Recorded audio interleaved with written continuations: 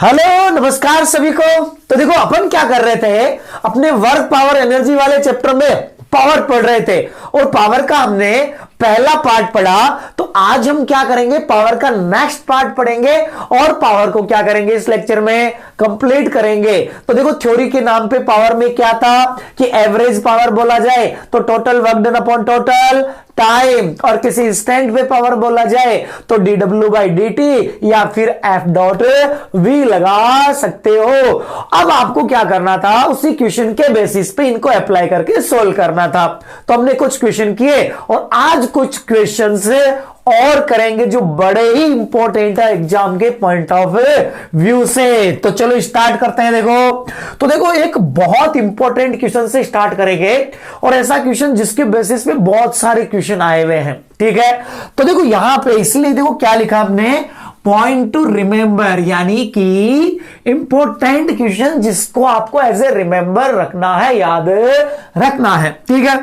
चलो देखो question start करें। तो देखो क्या कहा इसमें बोला कि व्हेन कांस्टेंट पावर इज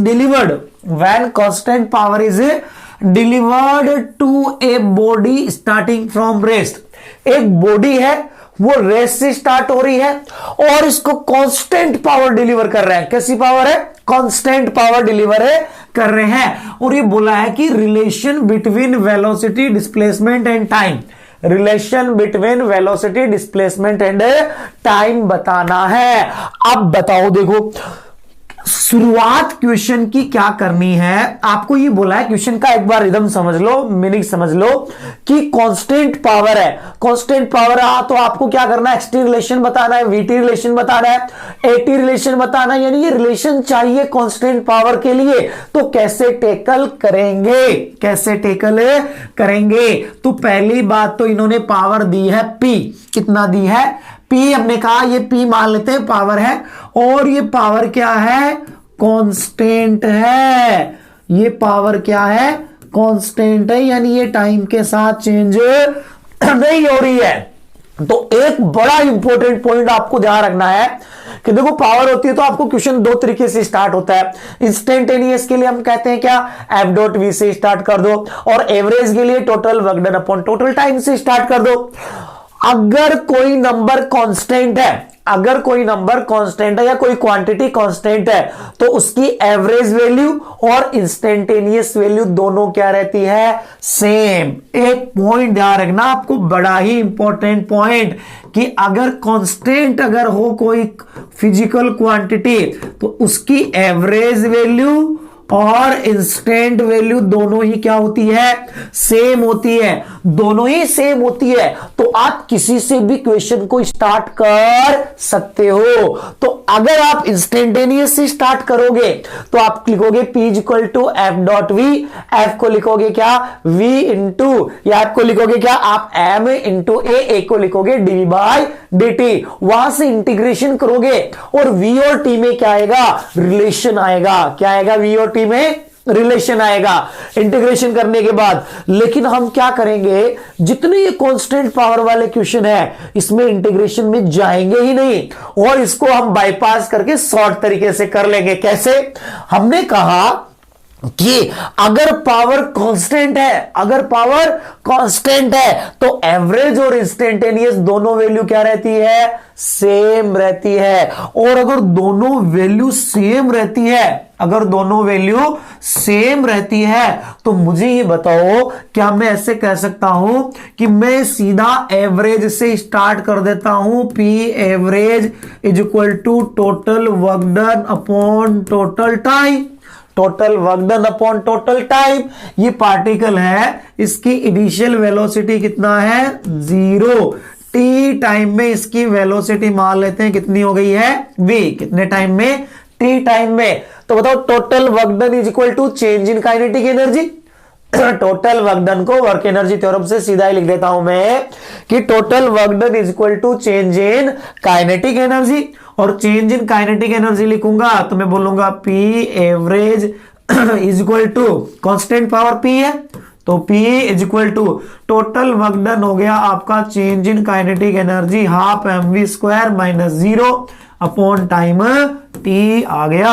अब मुझे बताओ यहां से अगर आपको v चाहिए, वीटी रिलेशन चाहिए, तो बताओ वीटी रिलेशन क्या बना, इसको उधर आपने मल्टीप्लाई किया, आपने कहा v square is equal to, देखो क्या बना है p इंटू टी, ठीक है, और 2 भी उधर चला जाएगा, अपॉन में क्या आएगा m आएगा, तो v बना under root of twice of p upon m into under root of t, और या फिर इसको ऐसे लिख देते हैं t टू द पावर 1/2। ये रिलेशन आ गया आपका कौन सा, वीटी रिलेशन। अगर आप इसको इंस्टेंटेनियस वाले में ले जाते हैं तो देखो क्या होता, इंस्टेंटेनियस वाले में हो जाता आपका क्या था कि P is equal to F dot V में जाते आप, P is equal to F dot V, तो P तो आपका यहाँ पे कांस्टेंट है, F को लिखते एम में, A को लिखते DV by dt into velocity. अब dt को उधर ले जाते, dt को उधर ले जाके क्या करते, इसका इंटीग्रेशन करते, p dt is equal to v into dv, इसका क्या करते इंटीग्रेशन करते, वहां से क्या आता आपका v और t में रिलेशन आता। लेकिन हमने कहा कांस्टेंट अगर बोले तो इंटीग्रेशन में नहीं जाना, सीधा एक ही लाइन में यहां से यहां तक हम v से t में पहुंच जाएंगे।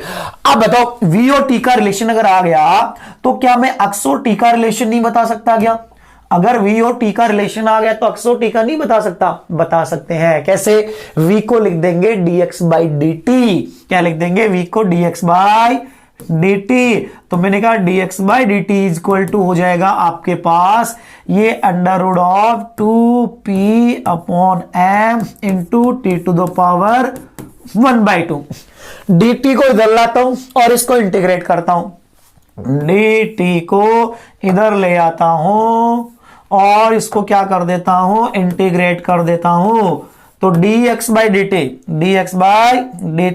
चलो देखो यहां से dx इज इक्वल टू, ये अपना हो गया integrate under root of 2p upon m into T to the power 1/2 into dt। अब देखो इंटीग्रेट करेंगे तो यहां से t इक्वल टू 0 पे ओरिजिन पे और t इक्वल टू टाइम में मान लेते हैं कहां पहुंच गया, इसकी पोजीशन होगी x, ठीक है। चलो देखो इंटीग्रेट करोगे क्या मिलेगा, dx का integration x, upper limit x रखोगे, लोअर लिमिट 0 रखोगे, तो dx का आपके पास उधर जा जाएगा, x ही आ जाएगा। यहां से देखो t to the power 1/2 plus 1 करेंगे तो 3/2 और नीचे भी क्या आएगा 3/2, तो हम बोलेंगे ये जो 2p बाई m है ये तो आपका चल ही रहा है साथ में, ये t टू द पावर ये 3/2 और साथ में कितना हो जाएगा ये 3/2, ठीक है। चलो देखो इसको सोल्व करोगे, इसको ऊपर ले जाओगे तो ये आपका 3/2 2 चला गया ऊपर, तो ये आपके पास कितना आ गया 2/3 into under root of 2p by m into T to the power कितना हो गया ये 3/2।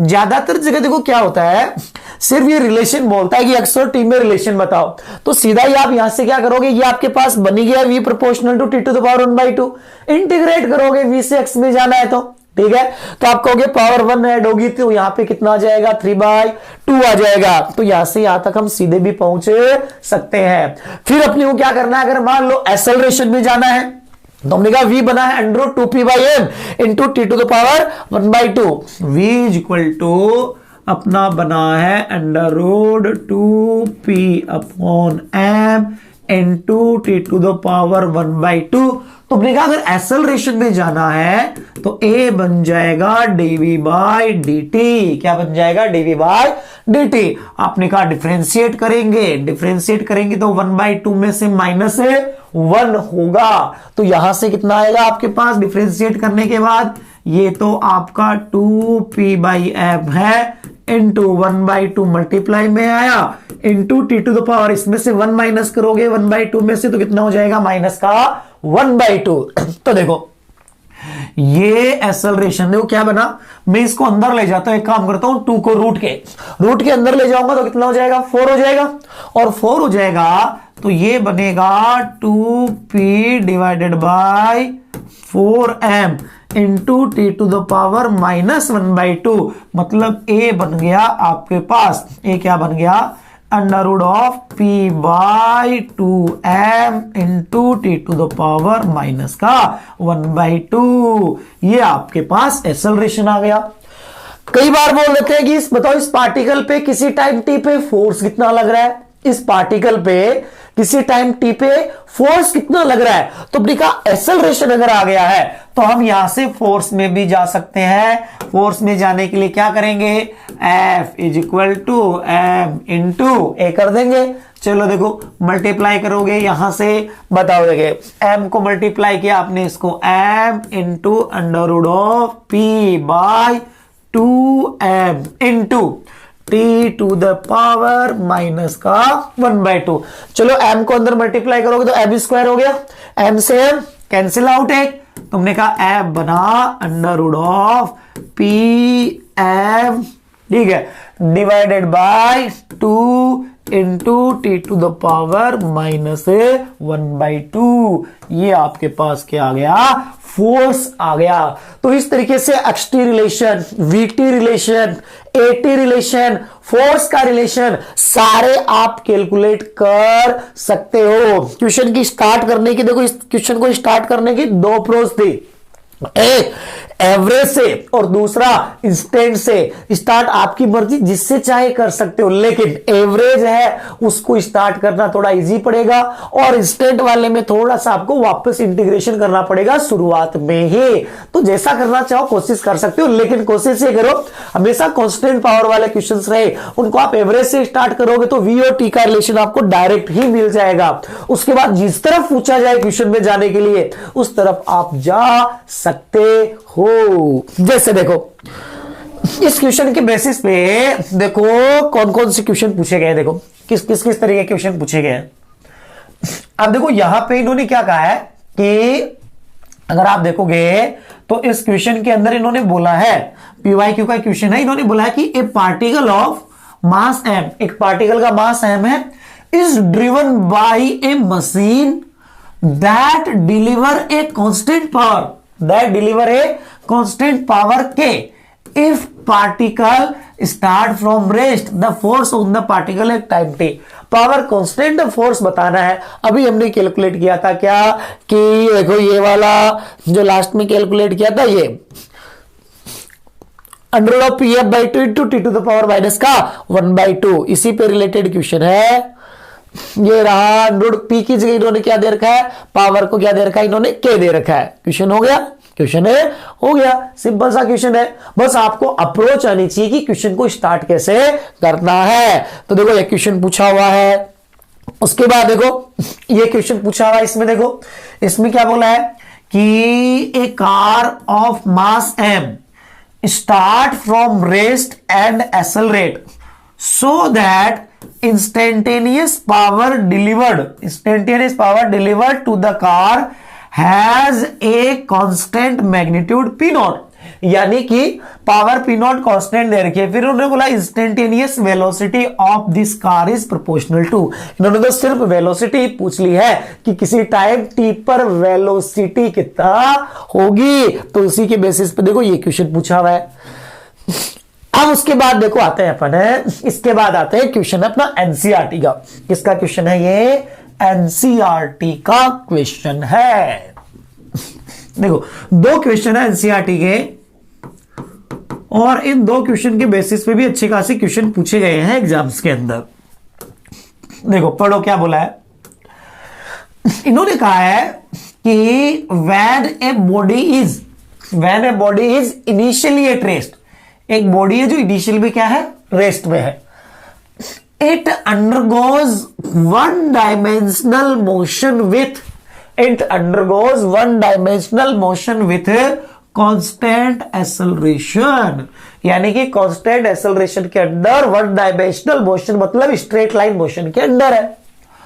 Power delivered it at time T is proportional to, तो किसी टाइम टी पे पावर बताना है, किसी टाइम टी पे पावर बताना है, मतलब क्या समझे, मतलब ये समझे किसी इंस्टेंट पे पावर, किसी इंस्टेंट पे पावर पूछी है और किसी इंस्टेंट पे पावर पूछी है, तो हमने कहा किसी इंस्टेंट पे पावर लिखेंगे तो ये तो अपने पास तरीका होता है P is equal to M dot V, M V लिख देंगे सेम डायरेक्शन में एफ और वी, ठीक है। अब हमने कहा यहां पे इनिशियल के अंदर ये बॉडी किसमें है, रेस्ट में, ठीक है। किसी टाइम टी पर अब कहेंगे कि ये चल रही होगी v वेलोसिटी से, ठीक है। अब हमने कहा कि यहां पे देखो ये तो v तो आपका वेरिएबल है, इन्होंने क्या किया है ऑप्शन के अंदर t के साथ रिलेशन दिया, बाकी कुछ नहीं दिया। क्वेश्चन में एक पॉइंट बोला है इन्होंने, हमने कहा f को रख देते हैं ma इंटू वी, ये हो गया। क्वेश्चन में एक पॉइंट बोला है एक्सेलरेशन कांस्टेंट है, क्या बोला है एक्सेलरेशन है कांस्टेंट है, एक्सेलरेशन कांस्टेंट है, ये बताओ ए कांस्टेंट है तो आपने कहा एक्सेलरेशन कांस्टेंट है, तो किसी टाइम टी पर अगर मुझे v को रिलेट करना है, किसी टाइम टी पर v को रिलेट करना है, क्योंकि ए तो कांस्टेंट है, v इसके अंदर वेरिएबल टर्म है, तो v को क्या रखेंगे, v को क्या रखेंगे, तुमने कहा v को मैं रिलेट करूंगा यहां एक्सेलरेशन कांस्टेंट है तो इक्वेशन ऑफ मोशन से, कैसे रिलेट करूंगा इक्वेशन ऑफ मोशन से, क्योंकि जब भी एक्सेलरेशन यूनिफॉर्म आएगा कांस्टेंट आएगा, हम क्या अप्लाई कर सकते हैं, हम अप्लाई कर सकते हैं इक्वेशंस ऑफ मोशंस। तो इक्वेशंस ऑफ मोशन अप्लाई करेंगे तो देखो यहां से आपके पास देखो क्या बनेगा, ये बनेगा किसी टाइम टी पर, फर्स्ट इक्वेशन ऑफ मोशन लगा दोगे तो v is equal to U plus A T. आप बताओ इनिशियल वेलोसिटी कितना है 0, तो v इज इक्वल टू आपके पास ये क्या बना 80 बना, आपने कहा v की जगह पुट करें, चलो देखो पुट करोगे तो p is equal to m, a की जगह रख दोगे आप, सॉरी v एक की जगह तो a है, v की जगह क्या रख दोगे 80 पुट कर दोगे। अब मुझे बताओ पावर क्या मिली आपको, पावर यहां से आपको मिली है P is equal to M, अब देखो a स्क्वायर इंटू टी, बताओ एक्सेलरेशन कांस्टेंट मास कांस्टेंट, ये पूरा का पूरा टर्म क्या है कांस्टेंट नंबर है, और ये पूरा का पूरा टर्म कांस्टेंट नंबर है, इसलिए आप क्या बोलोगे पावर प्रोपोर्शनल टू हो जाएगी टाइम, यानी P प्रोपोर्शनल टू क्या हो जाएगा T हो जाएगा। मतलब आपका जो ऑप्शन सेकंड है ये क्या हो जाएगा करेक्ट हो जाएगा, ऑप्शन सेकंड क्या हो जाएगा करेक्ट हो जाएगा। चलो देखो अगले क्वेश्चन पे चलते हैं, ये भी क्या है आपका एनसीईआरटी का एक क्वेश्चन है, ये भी क्या अपना एनसीईआरटी का ही क्वेश्चन है। अब देखो इस क्वेश्चन में देखो क्या बोला है कि a body is moving, a body is moving unidirectionally under the influence of a source of constant power, यानी एक बॉडी है वो कांस्टेंट पावर से चल रही है। फिर इन्होंने बोला है कि it's displacement in time T is proportional to, यानी एक्स का रिलेशन पूछा है, केवल रिलेशन पूछा है, याद आ गया। पावर कांस्टेंट दे रखी है, ये देखो इन्होंने बोला है कि moving unidirectionally under constant power, ये पार्टिकल चल रहा है और इसकी जो पावर है वो क्या है कांस्टेंट है, किसी टाइम टी पे एक्स का रिलेशन पूछा है। याद आ गया आपने क्या कहा, जब भी पावर कांस्टेंट हो, जब भी पावर कांस्टेंट हो तो क्या करो, क्या अप्लाई कर दो, बताओ क्या अप्लाई करोगे, आप स्टार्ट करोगे क्वेश्चन को एवरेज पावर से, किससे स्टार्ट करोगे एवरेज पावर से स्टार्ट करोगे, average power total work done upon total time. तो मैंने कहा यहां से P is equal to total work done हो जाएगा चेंज इन काइनेटिक एनर्जी के बराबर लिख दोगे, तो half mv square minus 0 upon T, क्या वही सिचुएशन आ गई है, क्या वही क्वेश्चन बन गया, तो v square is equal to twice of pt upon m, तो इसने सिर्फ रिलेशन पूछा है, तो v प्रोपोर्शनल टू मैं कहूंगा t to the power 1/2। Extra relation चाहिए टी के साथ सिर्फ, तो मैं कहूंगा इंटीग्रेशन होना है, इंटीग्रेशन होना है तो ये बन जाएगा पावर 1 ऐड होगी तो टी टू द पावर 3/2 हो जाएगा। ये क्या बन जाएगा x और t का रिलेशन बन जाएगा, यानी आपका कौन सा ऑप्शन करेक्ट हो जाएगा, थर्ड ऑप्शन करेक्ट हो जाएगा। इसके बाद देखो अगले क्वेश्चन पे चले, नेक्स्ट क्वेश्चन है, नेक्स्ट क्वेश्चन देखो क्या है, नेक्स्ट क्वेश्चन में बोला है कि a particle is moving unidirectionally on a horizontal plane, एक पार्टिकल है वो यूनिडायरेक्शनली हॉरिजॉन्टल प्लेन पे चल रहा है, under the action of constant power supplying energy source. फिर से देखो क्या लिख रहा है, ये दिख रहा है कांस्टेंट पावर। क्या दिख रहा है? Constant power supplying energy source, displacement as the graph that describe the motion of particle. आप देखो कांस्टेंट पावर है, एक्सटी रिलेशन पूछा नहीं है, ग्राफ पूछा है। तो अभी हमने कैलकुलेट किया था लास्ट क्वेश्चन के अंदर, इसके अंदर कि जो एक्सटी रिलेशन है, जो एक्सटी रिलेशन है वो डिस्प्लेसमेंट वाला वो बनता है टाइम के साथ X proportional to T to the power 3/2। तो इसको वापस तो हमें कैलकुलेट करने की जरूरत है नहीं। हमने कहा रिलेशन बनेगा आपके पास यहां X proportional to T to the power 3/2।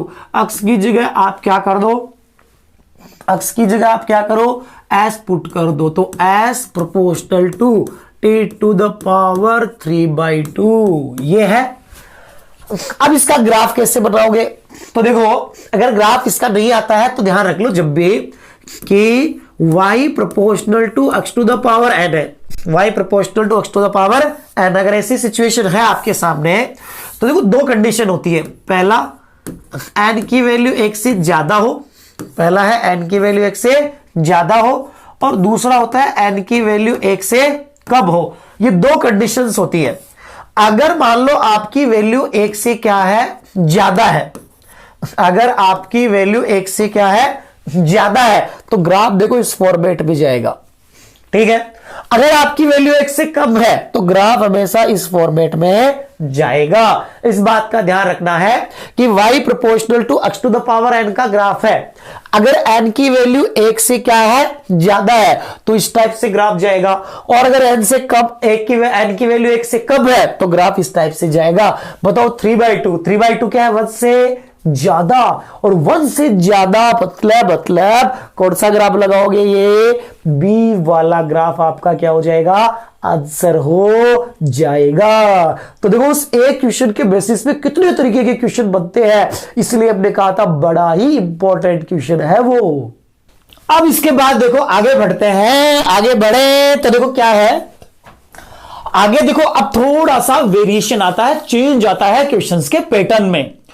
तो अब उसके पहले एक वर्ड पढ़ते हैं जिसका नाम है एफिशिएंसी। क्या नाम है? एफिशिएंसी। अब देखो एफिशिएंसी है क्या, थोड़ा सा आसान शब्दों में मैं कहूं कि जैसे ऐसे समझो, मान लो आप क्लास में पढ़ रहे हो, ठीक है, आप क्लास में पढ़ रहे हो, आपके टीचर ने 100 वर्ड बोले। कितने वर्ड बोले? 100 वर्ड बोले, और आपको उसमें से याद हुए मान लो कितने, 60। 100 वर्ड बोले, उसमें से जब आपसे पूछा गया तो आपको कितने याद रहे? 60। तो बताओ जो बोले आपने सुने वो आपके दिमाग के लिए क्या था? इनपुट। जो सुने दिमाग में गए वो दिमाग के लिए क्या था? आउटपुट। दिमाग में की मेमोरी है उसकी एफिशिएंसी निकाले तो वापस कितने बताए? 60 बताए। इसका मतलब आपका दिमाग 100 आने पर कितने याद रखता है? 60 याद रखता है। तो दिमाग की एफिशिएंसी कितना हुई? 60। मतलब एफिशिएंसी का मतलब होता है कि आउटपुट अपॉन इनपुट, यानी कि इनपुट के ऊपर आपका दिमाग या कोई भी मशीन है वो कितना आउटपुट दे रही है। जितना इनपुट ले रही है उतना इनपुट दे दे तो एफिशिएंसी हो जाती है 100%। परसेंटेज में कितना हो जाती है? 100%। आधा आउटपुट दे रही है तो एफिशिएंसी कितना हो जाएगी? 50% हो जाएगी। तो अब ये एफिशिएंसी आता है किसी मशीन के लिए कि किसी भी मशीन में एक तो क्या होता है आपका इनपुट होता है, या पावर के रूप में बात कर रहे हैं तो पावर के रूप में बात कर लेंगे, तो हम कहेंगे एक इनपुट पावर होगी। दूसरा कुछ ना कुछ नेचर में लॉसेज होते हैं, ठीक है। तो आउटपुट पावर हमेशा 100 है ऐसा कोई जरूरी नहीं होता। तो हम कहते हैं क्या कि आया कितना और गया कितना, यानी इनपुट कितना है और आउटपुट कितना है, इसी के टर्म में एफिशिएंसी डिफाइंड होती है। एफिशिएंसी आपकी ईटा होती है आउटपुट अपॉन इनपुट। अगर फ्रैक्शन में जैसे 0.1 है, 0.2 है, लेकिन अगर कई बार क्वेश्चन में परसेंटेज वाइज हो तो आपको क्या कर देना है? 100 से मल्टीप्लाई कर देना है। अगर एफिशिएंसी परसेंटेज में है तो हमें क्या कर देना है? 100 से मल्टीप्लाई कर देना है। तो क्या मिल जाएगी हमें? एफिशिएंसी मिल जाएगी। तो देखो एफिशिएंसी से रिलेट होके पहला क्वेश्चन अपना स्टार्ट करते हैं। पहला क्वेश्चन देखो क्या कहा है। पहले क्वेश्चन में इन्होंने देखो क्या बोला है आपसे, इन्होंने बोला है कि water falls from a height of 60 metre. Water है वो 60 मीटर हाइट से क्या होता है, फॉल होता है। तो आपने कहा ये हाइट है, मान लेते हैं कितना है 60 मीटर। यहां से वाटर क्या हो रहा है, फॉल हो रहा है, यहां से वाटर फॉल हो रहा है एट द रेट 15 kg पर सेकेंड। यानी किस रेट से, 15 kg पर सेकेंड, मतलब dm/dt दे रखा है आपको कितना दिया है ये 15 kg पर second. To operate a turbine, यानी एक टरबाइन को ऑपरेट करवाने के लिए, यानी ये टरबाइन है और इस पे वाटरफॉल हो रहा है इसको चलाने के लिए।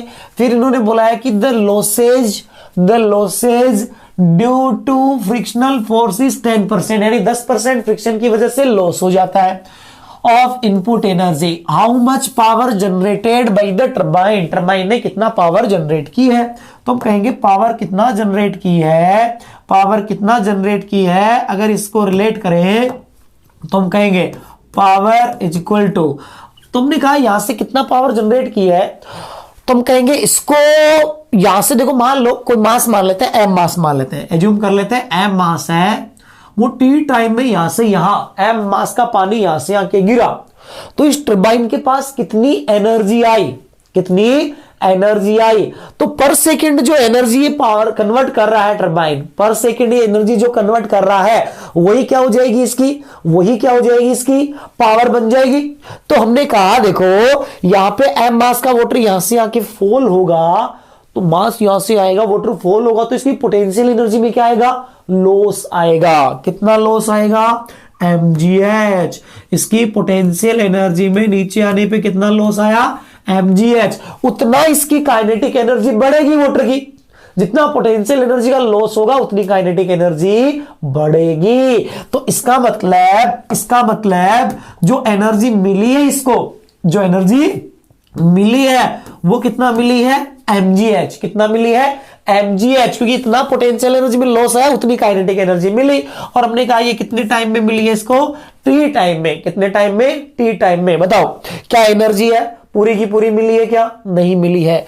10% का क्या हो गया है, लॉस हो गया है। तो इसका केवल कितना परसेंट मिली है, 90। तो इसका 90 मल्टीप्लाई बाय 90/100 कर देंगे, 90% है तो इसका परसेंटेज कैलकुलेट करेंगे तो अपन क्या करेंगे, इसका 90% क्या हो जाएगा, 90 डिवाइडेड बाय 100, ये बन जाएगा। अब हमने कहा यहां पे देखो, अब यहां से देखो ये आपका m/, जो t था इसके डाटा दे रखे हैं, h दे रखा है, इन सबको कैलकुलेट कर लो। इन सबको कैलकुलेट करोगे तो टरबाइन है ये आउटपुट के तौर पे कितनी पावर दे रहा है, m/t आपका कितना हो गया 15, g आपका 10, h बताओ कितना है 60 इंटू 90 बाई आपका 10, ये हो जाएगा 0.9 या 9/10 लिखोगे तो यहां से ये 10 से 10 क्या हो गया है, कैंसिल आउट। अब बताओ यहां से अगर मैं लिखूं आउटपुट पावर कितना मिली है टरबाइन से, तो मैं कहूंगा यहां से देखो इसको मल्टीप्लाई करो, इसको मल्टीप्लाई करोगे, ठीक है, इसको इससे मल्टीप्लाई करोगे तो ये कितना हो जाएगा 900, और इसको क्या करेंगे 9 से मल्टीप्लाई कर देंगे। 9 से मल्टीप्लाई कर देंगे तो ये आपके पास कितना आ जाएगा, ये आ गया है 8100 वॉट। किस में आया ये, वॉट में। ऑप्शन किस में है, किलोवाट में। ऑप्शन किलोवाट में है इसलिए ये क्या बन गया आपका 8.1 किलोवाट आंसर बन जाएगा। तो हमने कहा यहां पे देखो इस क्वेश्चन में क्या था, वाटर फॉल हो रहा है, फॉल हो रहा है तो वाटर की पोटेंशियल एनर्जी किस में बदल रही है, काइनेटिक एनर्जी में। तो वही क्या कर रही है, टरबाइन को चला रही है। तो इनपुट के तौर पे मिला कितना इसको, इनपुट के तौर पे मिला इसको mgh/t, ये पावर मिली इसको, ठीक है, लेकिन लॉस हो गया 10% का। तो आउटपुट के लिए क्या मिलेगा, हमने कहा आउटपुट है, ये आउटपुट कितना हो जाएगा, यहां से हमने कहा इस फॉर्मूले से भी रिलेट कर सकते हो। देखो क्या था अपना फॉर्मूला, अपना फॉर्मूला था कि P output upon P input, ये आपके पास इनटू 100, या इसी को सीधा एफिशिएंसी लिखें तो हमने कहा आउटपुट सीधा हो जाता है आपका ईटा इंटू इनपुट, और परसेंटेज के लिए साथ में क्या कर सकते हो 100 से मल्टीप्लाई कर सकते हो। तो हमने कहा आउटपुट पावर जो इनपुट मिल रहा है उसको एफिशिएंसी से मल्टीप्लाई कर दिया, तो हमने कहा यहां से सॉल्व करने पे अपने पास आ गया 8.1 किलो वोट आ गया। सेम इसी तरीके से देखो इसी पैटर्न का आगे वाला क्वेश्चन है। आगे वाले क्वेश्चन में देखो क्या कहा है, इसमें कहा a engine pumps up 100 kg of water through a height of 10 metre in 5 second. मतलब ये बोल रहा है कि एक इंजन क्या करता है 100 kg वाटर को ऊपर भेजता है कितनी हाइट तक, 10 मीटर हाइट तक, कितनी सेकेंड में, 5 सेकेंड में। Given that efficiency of engine is 80%, engine की एफिशिएंसी 80% है, तो इनपुट पावर इंजन की क्या होगी, इनपुट पावर इंजन की क्या होगी ये पूछा है। तो बताओ कैसे रिलेट करेंगे। हम कहेंगे कि बेसिकली आपका जो एफिशिएंसी होता है ये P output upon P input, percentage में दे रखा है तो 100 से मल्टीप्लाई कर देंगे, और हमें पूछा इनपुट है तो P इनपुट हो जाएगा आपके पास P output upon efficiency into 100, ये बन जाएगा। कोई दिक्कत है। अब ये देखो पानी वाली जो मोटर होती है, ठीक है, उसके लिए आउटपुट पावर का मतलब क्या और इनपुट पावर का मतलब क्या है। तो जो ये पानी को ऊपर ले जाना है तो मोटर ने काम क्या किया, पानी को ऊपर पहुंचाया, यानी मैकेनिकल वर्क किया। क्या किया, मैकेनिकल वर्क किया। तो आउटपुट पावर है वो तो मैकेनिकल पावर बनेगी। और इनपुट का मतलब वो क्या कर रही है, इलेक्ट्रिसिटी ले रही है। वो क्या कर रही है, इलेक्ट्रिसिटी ले रही है। तो यहां पर पाने वाले जो क्वेश्चंस हैं इनको ऐसे रिलेट कर लिया करो कि आउटपुट मतलब मैकेनिकल पावर, आउटपुट मतलब एक तरीके से मैकेनिकल पावर, और इनपुट मतलब ले क्या रही है मोटर, इलेक्ट्रिसिटी। तो हम कहेंगे इनपुट मतलब हो गया इलेक्ट्रिकल पावर, इलेक्ट्रिकल पावर, ये हो गया। अब देखो इसको सॉल्व करें। P इनपुट बताओ, P आउटपुट पानी को पहुंचाया H हाइट पे, तो बताओ कितना काम करना पड़ेगा इसको काम करने पड़ेगा जितना पोटेंशियल एनर्जी पानी की बढ़ेगी। पानी की पोटेंशियल एनर्जी H ऊपर हाइट पे ले जाने पर कितना बढ़ेगी, mgh। तो हमने कहा कि mgh कितना टाइम लगा T, ये क्या बन गई है आउटपुट पावर, इनटू साथ में ये अपनी एफिशिएंसी इनटू 100 से क्या कर दिया, मल्टीप्लाई कर दिया। तो बताओ अब यहां से देखो वैल्यूज रखो, इसके अंदर वैल्यूज रखोगे तो P इनपुट आपके पास देखो कितना है, मास कितना मास पहुंचा है इसने 100 kg, G आपका 10, H कितनी हाइट तक पहुंचा है 10 मीटर, कितने टाइम में 5 सेकेंड में, 5 सेकेंड में। तो ये हमने लिख दिया आउटपुट पावर कितना हुआ। साथ में यहां पे 100 बाय एफिशिएंसी, एफिशिएंसी बताओ कितना परसेंट है 80%, कितना परसेंट है 80%। तो बताओ इलेक्ट्रिकल पावर कितना इसने कंज्यूम की है वो कैलकुलेट करेंगे। तो हम कहेंगे यहां से देखो ये आपका 2 हो गया, ये कैंसिल आउट, यहां से इसको भी कैलकुलेट कैंसिल आउट करोगे तो ये आपके पास 40, ये यहां से 10 से 10 कैंसिल आउट, तो ये बना आपके पास देखो ऊपर यहां से भी 100 है तो ये अपने पास से बना है कितना 10,000 डिवाइडेड बाई 4। अब देखो ऑप्शन में देख लेते हैं किलो वॉट में है या वोट में है। चलो बताओ 2 से डिवाइड करोगे 5,000, फिर और 2 से डिवाइड करोगे तो ये हो जाएगा 2,500 वॉट, ये वॉट में बनेगा। किलो वॉट में ऑप्शन है तो क्या बोला जाएगा 1000 से डिवाइड कर दोगे तो किलो वॉट में बन जाएगा 2.5 किलो वॉट, क्या बन जाएगा 2.5 किलो वॉट बन जाएगा।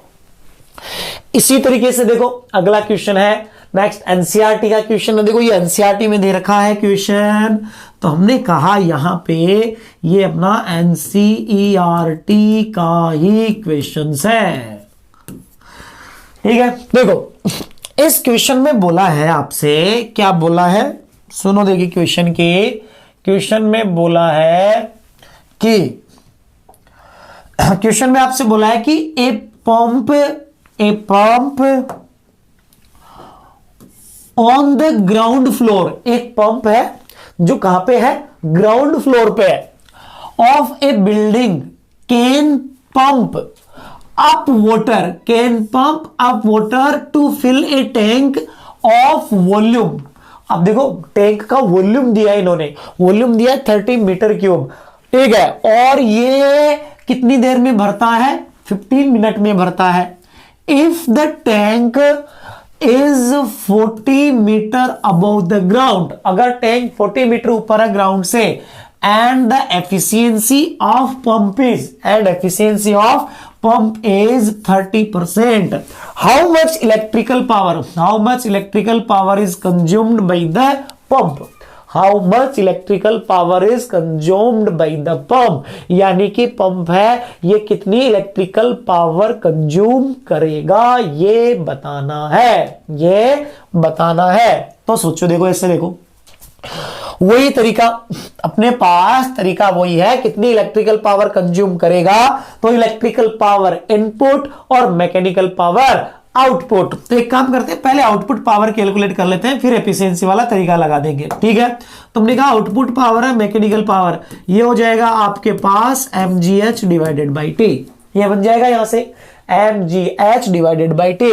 पर क्वेश्चन में तो अभी भी खेला है, क्या मास अगले ने डायरेक्ट नहीं दिया, वॉल्यूम दिया है। तो मुझे बताओ मास क्या हो जाएगा, मास हो जाएगा डेंसिटी इंटू वॉल्यूम, और डेंसिटी इंटू वॉल्यूम वाटर के लिए एसआई यूनिट में डेंसिटी 10⁻³ kg पर मीटर क्यूब, और वॉल्यूम अगले ने एसआई में दे रखा है, कितना है 30। तुमने कहा यहां से मास आ गया है 3 × 10⁴ kg, ये मास आ गया।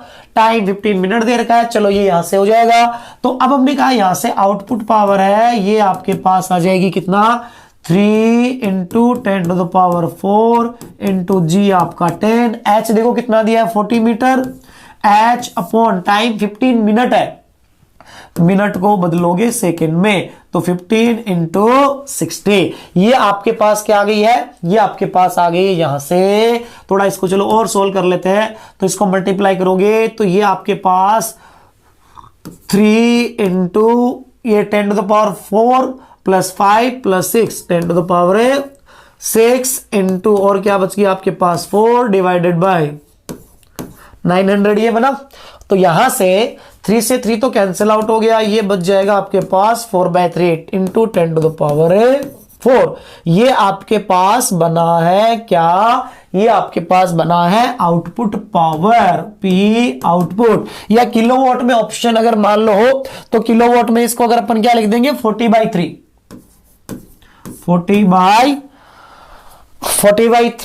किलोवाट, 40/3 किलोवाट, ये बन जाएगा आपका आंसर, ठीक है, आउटपुट पावर का। अब देखो यहां से इन्होंने इनपुट पावर पूछी है, यानी इन्होंने बोला है कि एफिशिएंसी पंप की सिर्फ 30% है, सिर्फ कितना है 30% है। तो 30% तो हमने कहा P output upon P input into percentage में है, तो ये तो आपकी एफिशिएंसी है ना, हमें तो इनपुट चाहिए, तो इसको इधर ले जाओ, इसको इधर ले जाओगे तो P इनपुट आपका हो गया, इसको उधर ले जाओगे आउटपुट में एफिशिएंसी का डिवाइड मल्टीप्लाई बाय 100। चलो देखो सॉल्व करो, आउटपुट कितना है आपका 40/3 किलोवाट में है, ठीक है, अपॉन एफिशिएंसी बताओ कितना परसेंट है 30% इंटू 100 से मल्टीप्लाई करोगे तो आपके पास देखो ये बना है 90 का 100 में डिवाइड करोगे तो ये आएगा आपका 1 से थोड़ा सा ज्यादा आएगा, 1 से थोड़ा सा ज्यादा आएगा, तो सोल्व करने पर ये कितना आ जाएगा 43.6 किलोवाट आ जाएगा, 43.6 किलोवाट आ जाएगा। तो इन पंप वाले क्वेश्चन के अंदर सबसे जो ज्यादा इजी तरीका होता है अप्रोच करने का कि आउटपुट पावर को मैकेनिकल पावर मान लो, आउटपुट पावर को क्या मान लो मैकेनिकल पावर, और इनपुट क्या आपकी ये आपकी इलेक्ट्रिकल पावर है, तो उससे आपको आइडिया मिल जाएगा कि आउटपुट हाँ ऐसे कैलकुलेट करना है, इनपुट ऐसे हो रहा है, और फिर इनको एफिशिएंसी के साथ क्या कर देंगे रिलेट कर देंगे, तो बड़े ही आसानी से आपका क्वेश्चन भी हो जाएगा और दिमाग में एक अंडरस्टैंडिंग भी आ जाएगी। इसके बाद देखो एक छोटा सा पॉइंट है, 2 पॉइंट है बेसिकली अगर बात करें कि देखो एक क्वेश्चन ऐसे होता है आपका एक थ्योरेटिकल, इसको मान लो थ्योरेटिकल पॉइंट के तरीके से देख लो कि अगर है ये मोटर क्या कर रही है, पानी को पंप कर रही है, बाहर फेंक रही है, ठीक है। तो अगर मुझे ये बताना है कि बताओ लगातार पानी बाहर आ रहा है तो 1 सेकंड में कितना पानी आ रहा है, पर सेकंड कितना पानी बाहर निकल रहा है।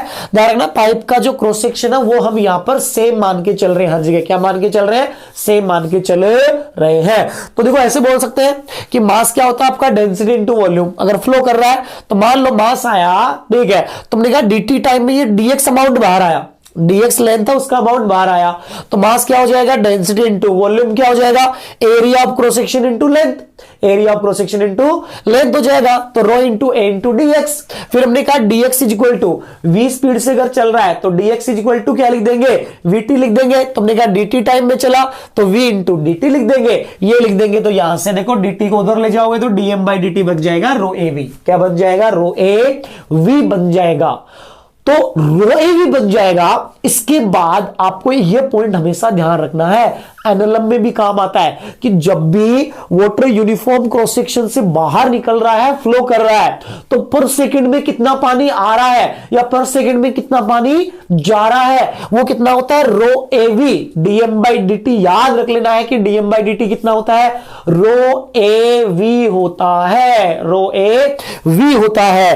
तो रेट और या mass flow rate DM by D T rho A V होता है। इसके बाद देखो इस मोटर ने कितना फोर्स लगाया, इस मोटर ने कितना फोर्स लगाया, अगर आपको यह कैलकुलेट करना है, तुम कह रहे हैं यहां वेलोसिटी तो कांस्टेंट है और वेलोसिटी कांस्टेंट है, तो एफ के लिए लगा दोगे V DM by D T. क्या लगाओगे एफ के लिए, V DM by D T apply करोगे। डीएम बाई डी टी आपका क्या बन गया है, रो ए वी बन गया। तो बताओ सोल्व करने पर एफ क्या बन जाएगा, रो ए वी स्क्वायर। यानी मोटर अगर वी वेलोसिटी से पानी को फेंक रही है, इसका मतलब मोटर इस पे कितना फोर्स लगा रही है, पानी पे मोटर लगा रही है rho A V square force लगा रही है। और अब देखो वेलोसिटी हमने कहा कांस्टेंट वेलोसिटी है, तो फोर्स भी क्या होगा, कांस्टेंट होगा। तो हम कहेंगे कि अगर मान लो पावर लिखनी हो किसी टाइम टी पे, तो हम कहेंगे किसी टाइम टी पे अगर मुझे पावर लिखनी है तो मैं बोलूंगा P is equal to F dot V लगा दूंगा। क्या लिखूंगा, P is equal to F dot V लगा दूंगा। F rho A V square आ गया, ये वी से मल्टीप्लाई करूंगा तो पावर बन जाएगी रो ए वी क्यूब। पावर क्या बन जाएगी, यहां से पावर बन जाएगी रो ए वी क्यूब बन जाएगी। फिर उसके बाद एक इंटरेस्टिंग पॉइंट और, कई बार क्वेश्चन में क्या करता है, घुमा देता है थोड़ा सा, कैसे कि power P equal to F dot V है। ये क्या करता है, कई बार यूनिट लेंथ का मास दे देता है। जैसे पीवाईक्यू में देखो 2 सवाल है, वो इसी घुमे हुए पॉइंट पे है कि ये क्या करता है, यूनिट लेंथ का मास दे देता है। और यूनिट लेंथ का मास दे देता है तो हमने कहा देखो एफ को लिख देंगे V F dot V, F लिख देंगे V into DM by D T into V. इसको यूनिट लेंथ के मास में कन्वर्ट करने के लिए डीएल से मल्टीप्लाई कर देते हैं और डीएल से डिवाइड कर देते हैं। अब देखो डीएल अपॉन डीटी, इसको इधर ले आते हैं तो डीएल बाई डीटी क्या बन जाता है, वी बन जाता है। और ये बन जाता है डीएम बाई डीएल, यानी यूनिट लेंथ का मास। तो ये बन जाता है आपका P बराबर V square into we cube into DM by DL, V cube into DM by DL. यानी यूनिट लेंथ का मास दे रखा है, अगर किसका मास दे रखा है, यूनिट लेंथ का मास दे रखा है, तो फिर आप अप्रोच करोगे इससे कि P इज इक्वल टू आपका हो जाएगा V cube into DM by DL, V cube into DM by DL. तो फाइनल देखो दोबारा रिकॉल करवा देता हूं। यहां से आपको कितने पॉइंट ध्यान रखने हैं कि यूनिट टाइम में कितना मास फ्लो होता है, ठीक है, वो होता है DM by D T equal to rho A V. Velocity constant है तो आप लगा देते हो कि मास बदल रहा है, तो किसी स्टैंड में वेलोसिटी अगर वी दे रखी है तो V into DM by dt, v into DM by dt आ जाएगा, ये आपका फोर्स बन जाएगा। पावर के लिए वही एफ डॉट वी लगा दोगे, एफ डॉट वी लगा के क्या कर सकते हो, सोल्व करोगे तो यहां पर रो ए वी क्यूब बन जाता है। यूनिट लेंथ के मास के रूप में अगर डाटा जाए तो हम बोलेंगे ये अप्लाई करेंगे P equal to DM by DL into we cube. ये पॉइंट आपको यहां से याद रखने हैं, समझ लो या ध्यान रखने हैं। दूसरा इसी से रिलेटेड पॉइंट होता है rate of kinetic energy imparted, rate of kinetic energy imparted, कि कितनी काइनेटिक एनर्जी इंपार्ट हुई है। तो बताओ kinetic energy half M V square, ठीक है। हमने कहा DK by D T, DK by D T क्या बनेगा, तो हमने कहा डीके बाई डी टी, इधर भी डीके बाई डी टी लिखेंगे तो इधर बन जाएगा ये डीएम बाई dt। तो ये आ जाएगा आपके पास dk by dt equal to half dm by dt into v का स्क्वायर। अब dm बाई dt को क्या लिख सकते हो, रो ए वी। तो किस रेट से काइनेटिक एनर्जी इंपार्ट हो रही है, ये बन जाएगा 1/2 रो ए वी क्यूब। क्या बन जाएगा, 1/2 रो ए वी क्यूब बन जाएगा। और पावर आपकी क्या बनी थी, रो ए वी क्यूब बनी थी। यहां पर भी मास पर यूनिट लेंथ में जाना है तो हम क्या करते हैं, वही देखो डीके बाई डी टी अपना ये था, यहां डीएल से मल्टीप्लाई कर देते हैं, यहां पे डीएल से मल्टीप्लाई कर देते हैं और डीएल से डिवाइड कर देते हैं। तो ये आपका एक डीएल बाई डी टी है, ये क्या बन जाता है, वी बन जाता है, ठीक है। और ये वी बन जाता है तो ये वी क्यूब हो जाता है। तो यहां से देखो, यहां से ये डीएम बाई डीएल है, ये तो यहां से ये डीएम बाई डीएल, ठीक है। इस फॉर्मेट को कन्वर्ट करते हैं तो डीके बाई डी टी बन जाता है 1/2 DM by DL into we का क्यूब। यानी कि पावर वाला था, काइनेटिक एनर्जी के इंपार्ट होने की रेट है, उसमें जस्ट फॉर्मूले में क्या है, अपॉन में 2 आ रहा है। क्या आ रहा है, अपॉन में 2 आ रहा है, यही फर्क है, ठीक है।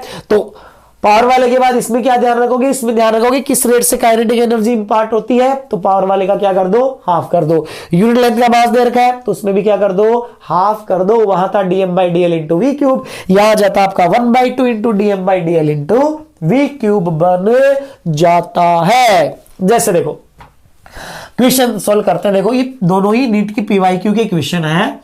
इसमें बोला है कि an engine pumps water continuously through a hose. एक हॉज से पंप है, कंटिन्यूअसली वाटर को क्या कर रहा है, पंप कर रहा है। Water leaves the hose with velocity v and m is the mass per unit length of water jet. जो वाटर जेट है ना, पानी से फ्लो कर रहा है, तो उस वाटर जेट के लिए मास पर यूनिट लेंथ इन्होंने m दे रखा है। What is the rate at which kinetic energy is imparted? What is the rate at which kinetic energy is imparted to the water? क्या पूछे है, काइनेटिक एनर्जी की इंपार्ट होने की रेट। चलो बताओ, मास पर यूनिट लेंथ के रूप में क्या बनता है, काइनेटिक एनर्जी के इंपार्ट होने की रेट बनता है 1/2 into DM by DL into we का क्यूब, ये बनता है। तो हमने कहा यहां से वैल्यू रखोगे, डीएम बाई डीएल को इन्होंने एम दे रखा है, तो 1/2 एम इंटू वी क्यूब। तो ये बन गया आपका यहां से option second, 1/2 into m into we cube, इसको लिख सकते हैं। इसी तरीके से देखो अगला क्वेश्चन, ये भी नीट पीवाईक्यू का ही है। इसमें क्या कहा है, देखो कि एन इंजन पंप्स वाटर, एक इंजन क्या करता है, वाटर को पंप करता है through a hose pipe. Water passes through the pipe and leave it, water passes through pipe and leave it with velocity 2 metre per second. यानी कितनी velocity से लीव करता है वाटर, 2 मीटर पर सेकेंड से water leave करता है। The mass per unit length of the water in pipe is 100 kg पर metre. यानी मास पर यूनिट लेंथ दे रखा है। What is the power of engine, engine की पावर क्या लिखोगे। तो ये बताओ, power mass per unit length के रूप में क्या होती है तुम्हारी, डीएम बाई डीएल इंटू आपका क्या होता है, वी का क्यूब। यही तो होता है और यही होता है। तो बताओ डीएम बाई डीएल है, ये दे रखा है 100। तो हमने कहा चलो वैल्यू सोल्व कर देते हैं, इसकी वैल्यू सोल्व करेंगे तो ये रख देंगे 100। किस वेलोसिटी से आ रहा है, 2 मीटर पर सेकेंड, तो 2 का हो जाएगा पावर 3। तो ये आपके पास पावर कितना बन जाएगी, 800 वोट बन जाएगी। यानी आपका ऑप्शन फर्स्ट क्या हो गया, करेक्ट हो गया। ऑप्शन फर्स्ट क्या हो गया, करेक्ट। तो दोनों की दोनों देखो उस मास पर यूनिट लेंथ वाले कॉन्सेप्ट से रिलेट करके पूछे गए क्वेश्चंस थे। इसके बाद अब आते हैं देखो लास्ट क्वेश्चन पे, पावर के लास्ट क्वेश्चन पे आते हैं और फाइनली अपना पावर इसके बाद कंप्लीट हो जाएगा। तो देखो यहां पे इन्होंने क्या कहा है, इस क्वेश्चन में इन्होंने कहा है कि a pump is used to deliver water at a certain rate from a given pipe, at a certain rate from A given pipe. अब इसने बोला by what amount should velocity of water, force on water and power of motor be increased to obtain n times water from the same pipeline, same pipe in same time में same pipe से n times water चाहिए, same time में same pipe से n times water चाहिए। तो बताओ water के flow होने की जो रेट है बाहर आने की, वो तो dm/dt क्या होता है, रो ए वी, ये होता है ना। अब मुझे बताओ, अगर मुझे इसको क्या करना है, n टाइम्स करना है, मैं चाहता हूं सेम टाइम के अंदर वाटर क्या है, n टाइम्स मिले। अगर मुझे ये n टाइम्स करना है तो रो डेंसिटी है, एक रो सेक्शन है, ये तो चेंज होगे नहीं, तो वेलोसिटी को क्या करना पड़ेगा, n टाइम्स करना पड़ेगा। तो सबसे पहला वेलोसिटी को कितना टाइम्स करना पड़ेगा, अगर dm/dt को n टाइम्स करना है, तो हमने कहा dm/dt को अगर n टाइम्स करना है तो वेलोसिटी है, इस वेलोसिटी को आपको कितने टाइम्स ले जाना पड़ेगा, n टाइम्स। पहला पार्ट हो गया। दूसरा बोला फोर्स को क्या करना पड़ेगा, तो हमने कहा F = V × dm/dt, F = V × dm/dt। dm/dt को n टाइम्स ले गए तो ये आपका n टाइम्स हुआ। वेलोसिटी है, इसको भी क्या, ये भी क्या हो जाएगी, n टाइम्स। तो बताओ फोर्स कितने टाइम्स हो गया आपका, n का स्क्वायर टाइम्स। फोर्स कितने टाइम्स हो गया, n का स्क्वायर टाइम्स। इसी तरीके से पावर को रिलेट करें, किसको रिलेट करें, पावर को। तो देखो पावर को रिलेट करोगे तो पावर को रिलेट करने पे आपके पास क्या मिला, P = ये हम क्या कहते हैं, F.V। बताओ F आपका कितने times, n square times. Velocity कितने टाइम्स, n टाइम्स। तो बताओ पावर कितने टाइम्स करनी पड़ेगी, तो पावर हो जाएगी आपकी n³ टाइम्स हो जाएगी। अगर सेम टाइम में n अमाउंट ऑफ वाटर हमें चाहिए। तो इस तरीके से देखो हमने क्या किया, पावर वाले पार्ट को बड़े ही अच्छे तरीके से कंप्लीट किया है। तो आप ये क्वेश्चन भी सारे कर लेते हो तो ऑलमोस्ट आपके नीट के, जेईई मेन के या जितने कॉम्पिटिटिव एग्जाम है अपने नॉर्मल, उन सब के क्वेश्चंस आप पावर के टैकल कर सकते हो।